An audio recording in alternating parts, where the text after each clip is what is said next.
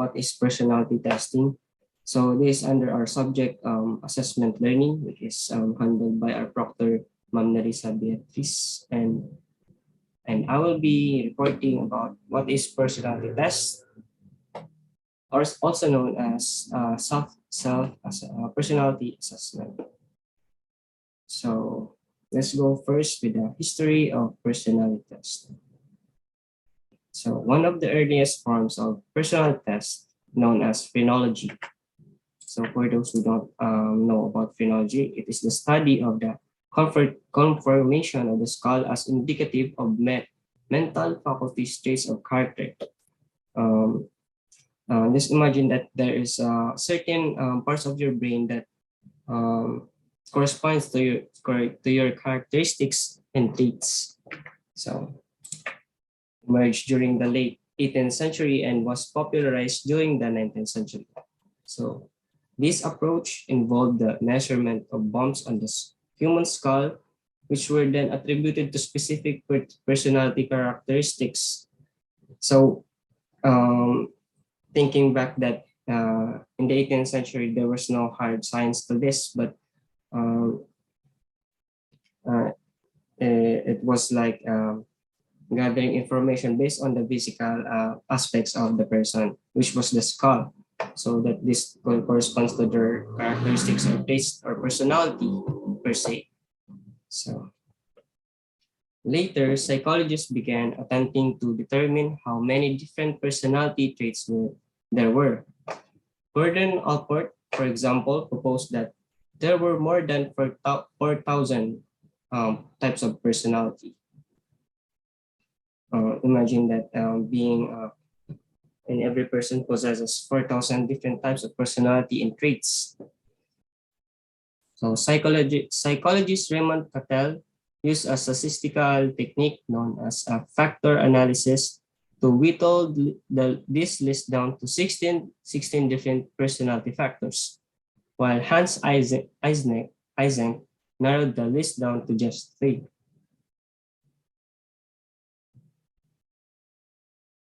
One of the most popular approaches to personality today is known as the Big Five theory of personality.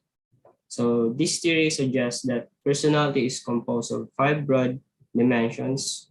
First, extroversion, agreeableness, consciousness, neuroticism, and openness. So a bit of a background in the Big Five personality test. So the Big 5 personality traits are the best and accepted most commonly used model of personality in academic psychology. So for example, if you take a college course in personality psychology, this is what you will learn about. The Big 5 comes from the statistical study of responses to personality items. Using a technique called factor analysis, researchers can look at the responses of people to hundreds of personality items and ask the question, what is the best to summarize an individual? This has been done with many samples from all over the world, and the general result is that while there seem to be unlimited personality variables, 5 stand out from the pack in terms of explaining a lot of persons' answers to questions about their personality. Extroversion, their neuroticism, agreeableness, and conscientiousness, openness to experience. So the Big 5 are not associated with any particular test. A variety of measures have been developed to measure them. This test uses the Big 5 factors markers from the International Personality Item Pool developed by Goldberg in 1992. So in conducting this kind of personality test, the procedure of the test consists of 50 items that you must rate on how true they are about you on a 5-point scale, where 1 is equal to disagree, 3 being neutral, and 5 strongly agree. it takes most people 3 to 8 minutes to complete. So in terms of participation, your use of this tool should be for educational or entertainment purposes only. The result of these tests are not psychological or psychiatric advice of any kind and come with no guarantee of accuracy or fitness for a particular purpose. Because the responses to this test will be recorded anonymously without any personality identifying information and may be used for research or otherwise distributed. So, what is personality testing? So, a personality test is a tool used to assess human personality. Personality testing and assessment refer to techniques designed to measure the characteristic patterns of traits and people exhibit across various situations. So it's very self-explanatory. There are numerous ways to determine one's personality through a vigorous test or assessment. So personality testing or personality assessment is a tool to further understand what the person's personality and traits. So personality tests can be used to help clarify a clinical diagnosis, guide therapeutic interventions, and help predict how people may respond in different situations. So there is a huge advantage when it comes to personality testing. Depending on the right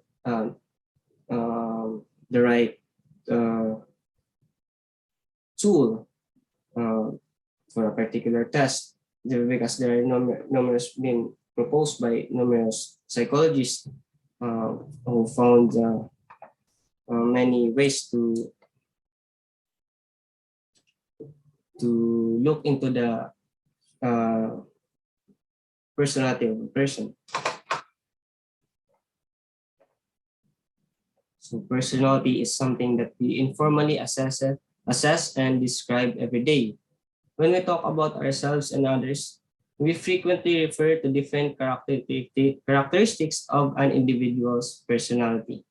So psychologists do much the same thing when they assess personality, but on a more systematic and scientific level.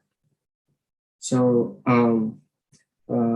when describing someone's personality, imagine that as being judged by other people according to their traits or personality that they are exposing to that person.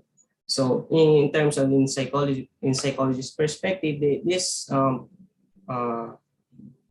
type of assessment is more like systematic or in a scientific level. So let's go now to the types of personality tests. So there are two basic types of personality tests: self-report inventories and projective tests. So I only include one of the most I've only included here is the most frequently used, which is the self-report inventories. So it involves having test takers read questions and then rate how well the questions or statement applies to them. So self-report inventories, basically you are checking to check yourself what kind of personality or taste do you have. So in a scale of 1 to 5, 1 being the lowest and 5 being the highest. So if you are if you possess a personality that being charming, joyful, or happy, then you should rate it to 1 to 5. So this type of test is a kind of where you should you should know should know yourself that you possess some kind of that kind of personality or trait. So the self-report inventory is very much easier to apply to many individual, and this type of test is most generalized errors or standardized because of its simplicity when it comes to assessing one's personality or traits. So next is the projective test. It involves presenting the test taker with a vague scene, object, or scenario, and then asking them to give their interpretation of the test item. So in this test, it's more on being projecting you with kind of scene or object or scenario. Let's imagine in a setting where a psychiatrist deals with a client. The psychiatrist give certain scenarios where they what they feel to extract what kind of personality of the client may expose to that certain scenario or object or scene that the psychiatrist has presented to the client. So the projective test is most commonly used in psychotherapy.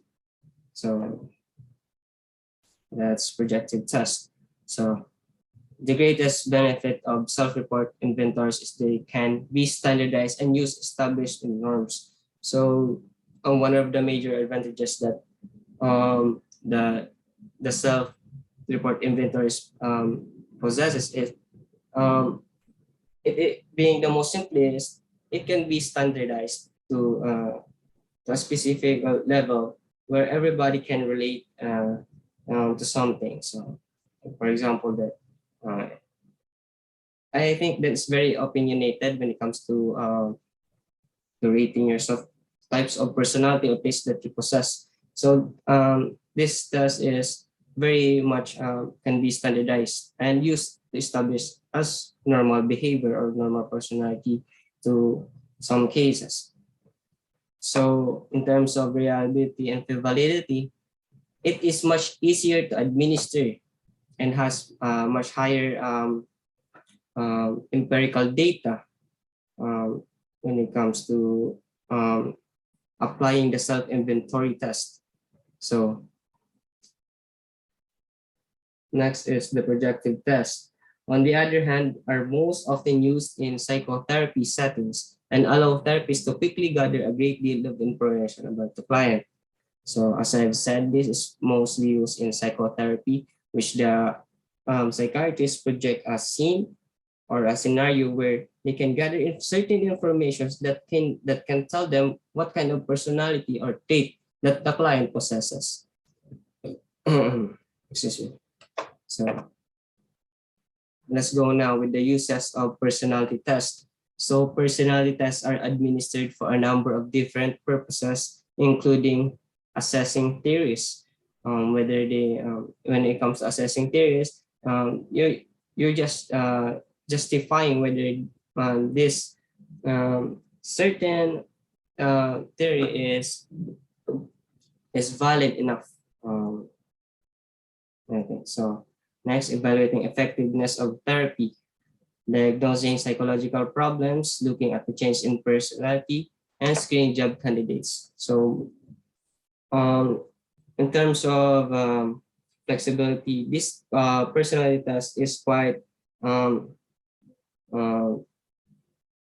may say, flexible and may apply to anyone and any kind of form of setting. So like for the last purpose, like screening for a job candidate, if you want to have, per se, for example, if you are an HR manager or HR officer who is working for a company and you are hiring people who are in the right kind of or the ideal person that you are hiring for is you need a joyful or happy person because you are hiring a person in the sales or advertising part of the department in your company. So there are many uses of personality tests.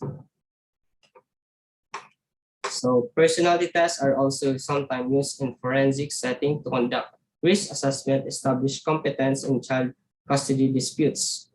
Other settings where personality testing may be used are in school psychology, career occupational counseling, relationship counseling, clinical psychology, and employment setting.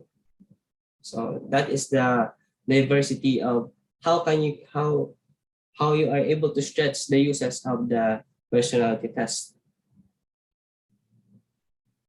So let's go now to the impact of personality test. So personality tests can be useful for a number of reasons. These tests can help you learn more about yourself and better understand both your strengths and weaknesses. For the two types of examples that I have given, which is the self-inventory, you will be able to know at the end of the test, when you take the test, you will be able to know what are your strengths and weaknesses. To have a better understanding of those. So, and while all the personality tests are different, learning that you might be high on specific trait can help you gain greater insight into your own behavioral pattern. So, a great advantage of personality test is this can help you better understand or continue to learn about yourself in terms of growing as a person. So these types of personality tests can help you in a good way. So next, tips for the taking a personality test. So when a personality test is administered to you, either it could be a self-inventory or a projective test. You should be honest and don't try to present an ideal version of yourself, because you will have a less more reliable answer when you try to be when you're trying to be answering of uh, the test that you're taking is not suited to your own personality. So first you should be honest. So instead try to just answer in a way that reflects how you are and how you feel. So that's the most important tips for taking a personality test. So next tip is read the instructions. Your results might not be an accurate reflection of you if you don't understand the guidance or questions. So some tests may require certain complicated ways to answer to further gain an aspect of your personality or trait. So you should first read the instructions to follow the procedure to have an outcome that is very reliable answer. So the next tip is don't try to beat the test. So avoid trying to guess what you think might be seen as the ideal answer. So just respond honestly. So this also pertains to the first important tip is being honest. So yeah, in taking this test, don't try to be when answering, don't try to answer an ideal version of yourself, because this might this may propose a not good outcome to better understand yourself. So uh, so potential pitfalls. So in personality tests, I've talked about the advantage. I have discussed about one of the advantages of administering personality tests. So there are also disadvantages when it comes to taking or administering personality um, tests. So, which is to this part of the topic is what we call the potential pitfalls. So the first pitfall is deception is possible. One of the biggest disadvantages of self-report inventory is that it is possible for people to engage in deception when answering questions. So uh, you should answer a test. Um, you should answer a test or any kind of test to have a full understanding or to gather a great data. You should be honest. So deception is quite a problem when it comes to self inventory, because you can try to deceive the the test that you are taking. So that is not a good idea for anyone who is taking a personality test. So that is the one of the factors or pitfalls that is included here. So next is an introspection is needed. So another potential problem is that people are not always good at accurately describing their own behavior. So people taking such test is they are struck with the question that do I know myself? Do I really know myself well? So this test um, is helpful in a way that that can gain knowledge to yourself of what kind of person are you and what kind of personality or traits that you possess. So introspection is needed. You should introspect yourself, your real behavior, your real personality, or traits that you possess. So to gather reliable and valid data about yourself. So next is test can be long. Self-report personality test can also be quite long. In some cases, taking several hours to complete. Um, so this pertains to the time of how the test is administered or how it is taken. So you should be patient. I think one of the tips that should be included here is also patience is important when you are taking such tests.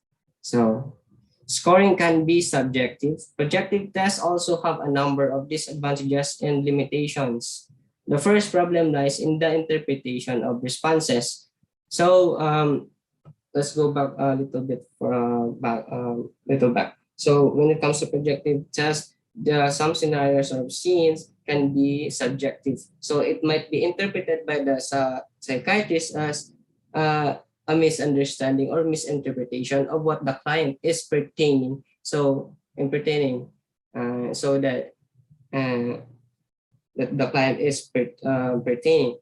So there is a slight misconception of the self or the personality of the client, because some scenarios are subjective, not like the self inventory, which is it is standardized and being generalized. So that's that. So scoring tests are highly subjective on different raters might provide entirely different viewpoints of the response. So next, results may be inconsistent. Not all tests are reliable or valid. Reliability refers to the consistency of a test, while validity involves whether the test is really measuring what it claims to measure. So when it comes to the results, it might be inconsistent because some people who try to take this kind of test, as they are trying to um, portray a different version of themselves. They're not trying to be honest and or don't know really know how themselves. They don't have much knowledge about themselves. So this great this uh, factor that is this factor is quite important in this kind of um, personality test. So whether the result can be helpful or not helpful, you should take it seriously. So that is my topic. That's all about what I can say about personality testing. I hope that you have learned something, a bit of a disclaimer. If this helps you, um, it will feel grateful. So if it doesn't help you, then you should research more about this, or what is personality testing. So thank you for your time. Yeah, thank you, Ma'am Nerissa, and goodbye.